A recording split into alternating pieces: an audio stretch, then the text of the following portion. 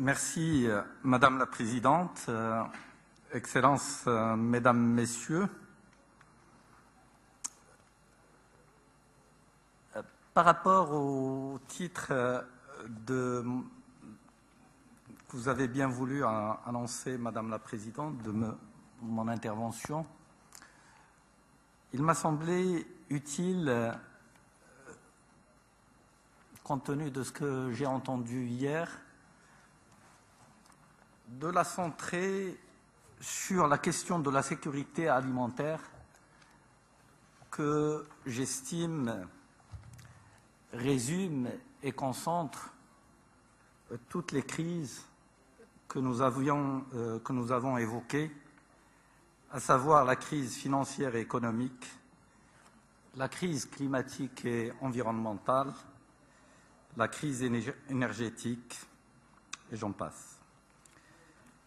Et de ce point de vue, la sécurité alimentaire est certainement le reflet de la santé des nations et parfois de conséquences, celle du monde. J'aborderai brièvement 2 points. Dans mon premier point, j'essaierai de tirer quelques leçons de la récente crise alimentaire mondiale. Cette crise pose, par son caractère systémique, des problèmes plus complexes et potentiellement plus graves que par le passé.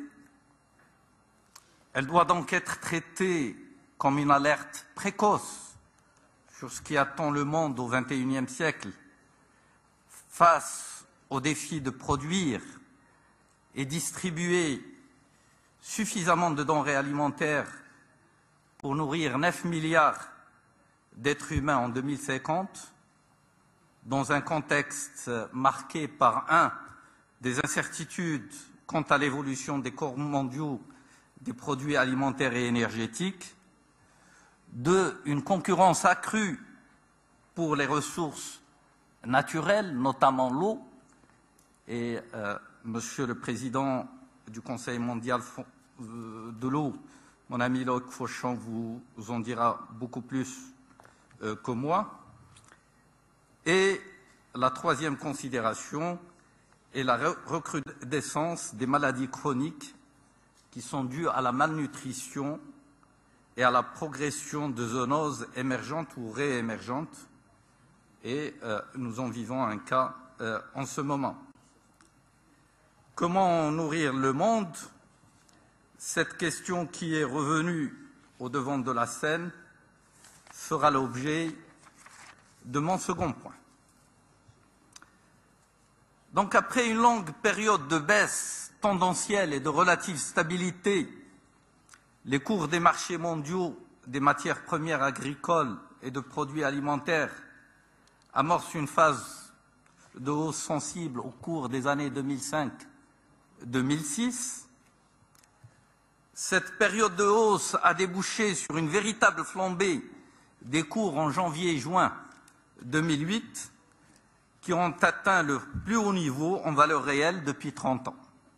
Les prix du maïs et du blé ont plus que doublé, ceux du riz ont plus que triplé, au moment où le prix du pétrole a quadruplé.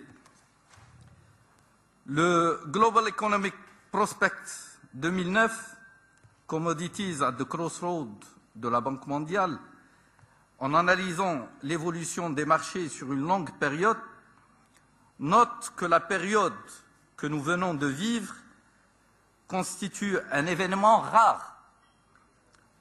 Une des 3 hausses depuis la Deuxième Guerre mondiale, faisant suite à celle de 1951 et celle de 1974, premier choc pétrolier. Il note aussi que cet emballement des prix a été le plus grand et le plus long depuis 1900. On est donc en présence d'un phénomène tout à fait exceptionnel et en ce sens, il n'est pas anormal que les économies et les politiques n'ait pas été préparé ou protégé contre cette instabilité aussi exceptionnelle. Cette situation a eu des répercussions dans le monde entier, mais elle a touché de plein fouet les pays en développement net importateurs de denrées alimentaires, avec pour conséquence une baisse du pouvoir d'achat des ménages. Plus de 100 millions de personnes ont basculé dans la sous-alimentation. La situation de l'Afrique, à cet égard, est particulièrement préoccupante. La crise a engendré des risques graves d'instabilité sociale. Plusieurs pays ont connu des mouvements sociaux médiatisés sous le terme d'émeutes de la faim. Elle a enfin contribué au creusement du déficit commercial et entraîné des coûts considérables pour les finances publiques. Les scénarios à long terme, notamment ceux de l'IFPRI, l'Institut international de recherche sur les politiques alimentaires, montrent que les prix des produits agricoles continueront d'être volatiles et leur niveau tendanciel sera plus élevé qu'au cours des années dernières. Ceci ouvre ou réouvre, à mon sens, un champ de réflexion sur les risques grandissants liés à l'aléa que représente la volatilité des prix sur les marchés mondiaux pour les économies agroalimentaires qui se sont largement ouvertes sur l'extérieur. Phénomène d'ouverture qui reste relativement récent si l'on songe à la nature des modèles mis en place depuis l'après-guerre et par les politiques post-indépendance ou politiques agricoles menées dans la majorité des pays de l'OCDE.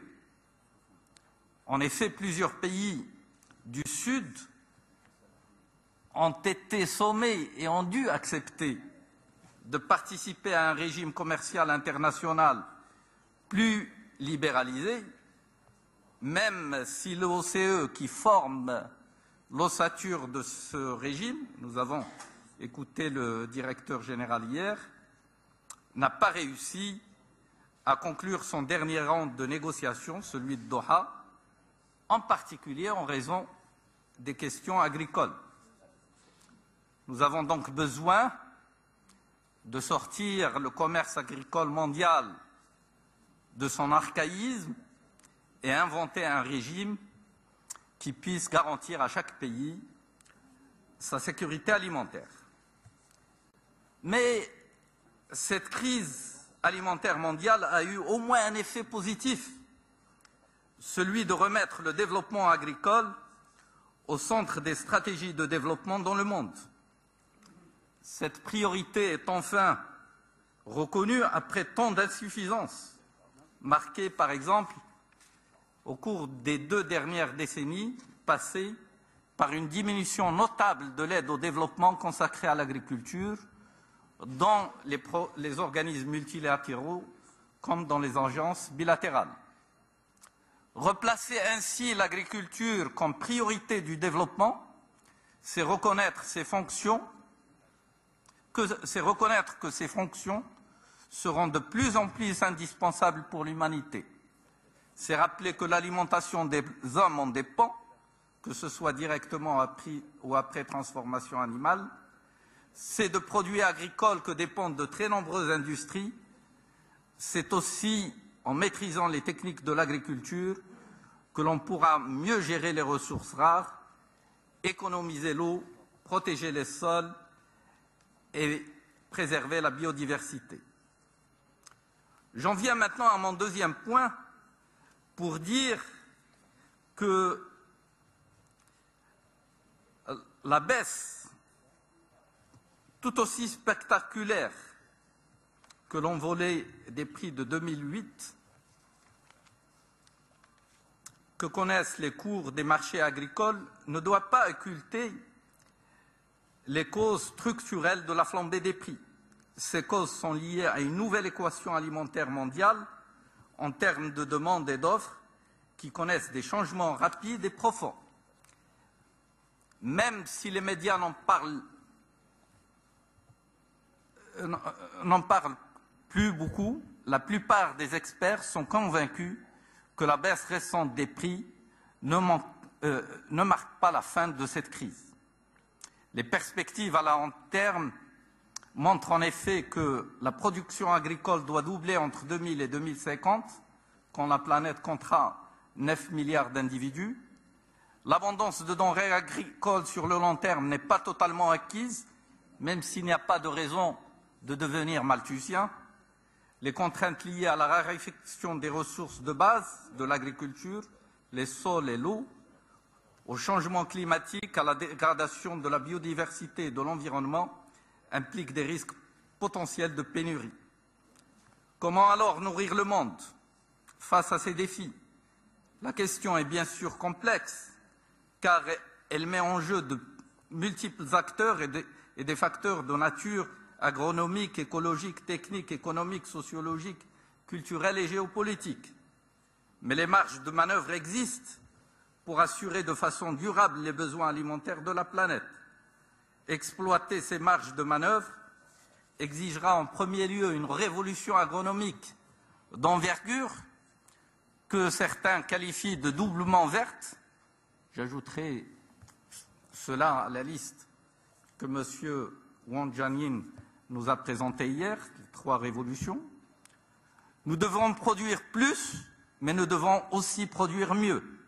Il convient également de mettre en œuvre des politiques publiques fortes et cohérentes, prenant en compte explicitement la multiplicité des défis, en garantissant les investissements, le développement des infrastructures, l'aménagement des territoires, la régulation des échanges, j'en ai parlé, et l'inflexion des comportements individuels de consommation et de limitation des pertes. Je ne saurais terminer, si vous me le permettez, Madame la Présidente, sans signaler que le Maroc, comme de nombreux autres pays, est aujourd'hui confronté à la nécessité de repenser et de réactiver ses politiques agricoles et rurales. Il y a un peu plus d'1 an, de lancer une nouvelle stratégie dont la dénomination Plan Maroc Vert voudrait exprimer tout l'espoir qu'il place dans le développement agricole. Cette stratégie repose sur une dynamisation de pôles de haute productivité et de haute valeur ajoutée, tant dans la production que dans les industries agroalimentaires, et qu'il est envisagé de développer à travers, en particulier, un investissement massif, public et privé. Elle repose en même temps sur une modernisation accélérée des petites exploitations dont le potentiel est resté sous-exploité.